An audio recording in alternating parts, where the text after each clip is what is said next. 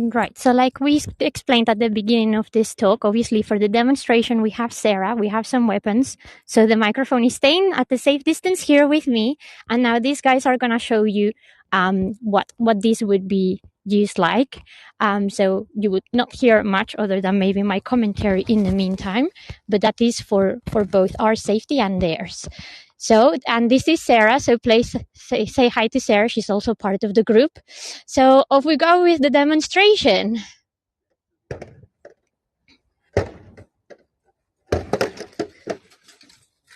you stabbed me. She would be dead. She would be very dead by then. You go again. Just sit there. Yeah. Just sit there.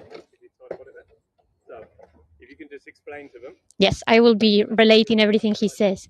The shield will come through, it will move the spear away, and that would leave the flank completely open, so then you would be stabbed with the gladius. I would literally all be almost in one single move, so it means that it's a very, very flexible way of approaching your enemy. And that part of the sword that James is literally signaling, so literally just the top of the sword, would be all you would actually require to effectively fight your opponent. And well, most likely than not, particularly given where the wound would have been in the kidney in this particular occasion, that probably means they would have been mortally wounded as well. So very quick, very easy to maneuver.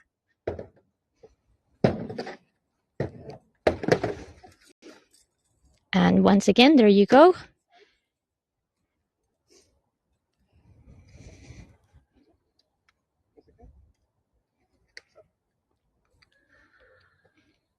If you can explain as well. So we will return the microphone to James for a quick explanation of the next step.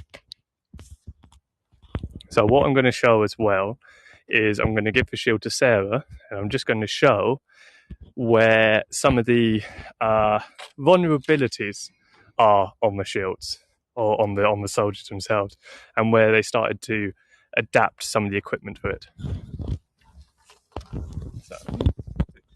So you're back with me, guys, while the rest of the demonstration goes. The spear itself.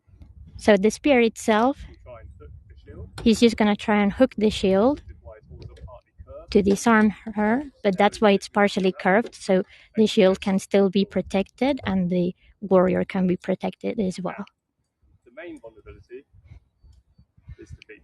The main vulnerability of the soldier in this case would be the feet. So all I need to do is, just come down. All they need to do essentially is just find the gap until eventually the soldier has the feet exposed and the spear is essentially just gone through. So that would be a soldier that is completely well. Some soldiers could wear some protecting greaves on their legs. Some soldiers would wear some protective greaves for this purpose, particularly those who may have not be wearing trousers. It would give them extra warmth and extra protection, but that would be what those greaves would be there for, because although the shield is pretty big, of course, there is going to be a part, like what James is showing there with the spear, that would be completely unprotected. Yeah, if I'm wearing the helmet, so you swap over. So, what you're going to do is,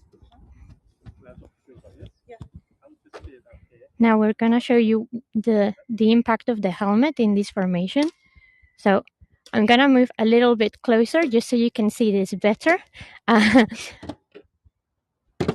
You see those ridges there at the top that we were explaining you earlier, they are essentially allowing the movement to be deflected, and with the help of the brow protection and the shield, that gives the soldier a very, very good way of, deflecting those moves that would come directly to their head and their face, which is the reason why they wouldn't need these completely enclosed helmets like we see later on in the Middle Ages.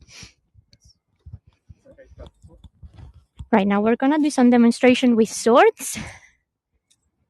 And you're going to see a weapon that is not often displayed in Roman reenactment or in Roman films or any kind of popular culture recreation of the Romans, which is this longsword. Do you mind, Sarah, if we put it a bit closer?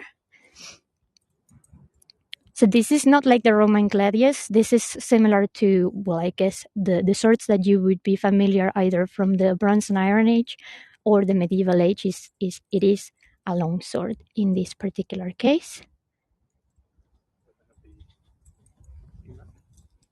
And we're passing the microphone back to James to give you further details on this particular weapon. Yes, so the longsword itself is a very rare weapon to see among Rome's opponents. Again, it's very expensive. It takes a long time to make a sword. So this would have only been used by, again, the upper levels, almost the people who could afford the mail armor. It's not necessarily a stabbing sword. This is definitely a swinging around sword. This is definitely a slashing sword. So the idea of it is once you get the momentum going, it's actually very easy to control. It doesn't use a lot of momentum, or it doesn't use a lot of energy. It uses its own momentum to keep moving. You want that weapon to keep moving about in any kind of direction. That's also why I don't wear my plume normally. In any kind of direction. In fact, several of the Iron Age swords that have been found have not been sharp. They've actually been deliberately blunt. So it's not even about the sharpness of a weapon.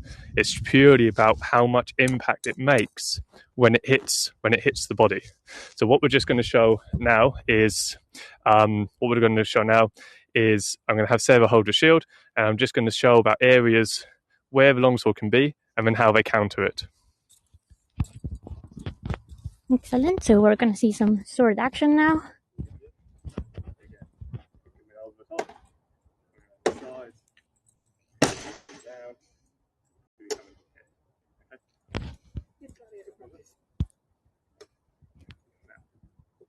Again, the way that they counter it.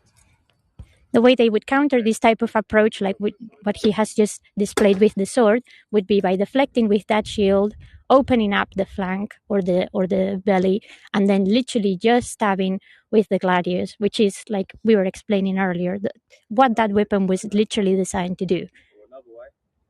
Another way to deflect that type of attack would have been by stunting the opponent, like we were showing earlier, with not just the might of that shield, but the boss particularly, and then literally, as the opponent is unable to react in time, follow the same procedure and just stab through. It's very simple once you actually understand the mechanics. It's not very sort of convoluted fighting like I think a lot of Hollywood and perhaps popular culture depictions have led us to believe. But at the end of the day, this was a professional army that was it was essentially designed to take hold over you, not to let you get away with it. So there was a process to follow. It wasn't just random fighting in here. Okay, so we are returning the microphone to James again.